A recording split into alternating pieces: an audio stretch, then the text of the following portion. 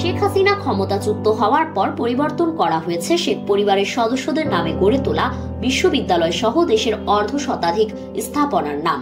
আওয়ামী লীগ সরকারকে ফ্যাসিবাদী শাসনের আইকন আখ্যা দিয়ে ভেঙে ফেলা হয়েছে ধানমন্ডির ৩২ নম্বরের বাড়িটি, যা ছিল শেখ মুজিবুর রহমানের স্মৃতি জাদুঘর। ভেঙে গুড়িয়ে দেওয়া হয়েছে তার অসংখ্য ভাস্কর্য ও মুরাল। যদিও এখনো দেশের সবকটি নোট ও সম্মানক মুদ্রায় শোভা পাচ্ছে শেখ মুজিবুর রহমানের ছবি। ঈদ উল ফিতর উপলক্ষে আগামী ১৯ মার্চ বাজারে নতুন নোট ছাড়ার উদ্যোগ নিয়েছে বাংলাদেশ ব্যাংক।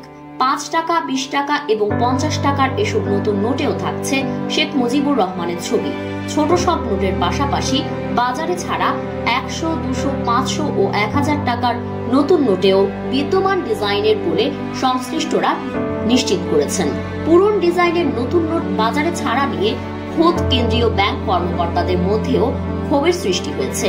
অন্তত ৩ জন কর্মকর্তা জানিয়েছেন, মুদ্রাবান নোট হলো দেশের মানুষের সার্বক্ষণিক সঙ্গী।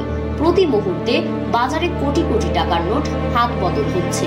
গণঅভ্যুত্থানের পর সবার আগে ৫০০ ও ১০০০ টাকার নোট বাতিল ঘোষণার প্রয়োজন ছিল।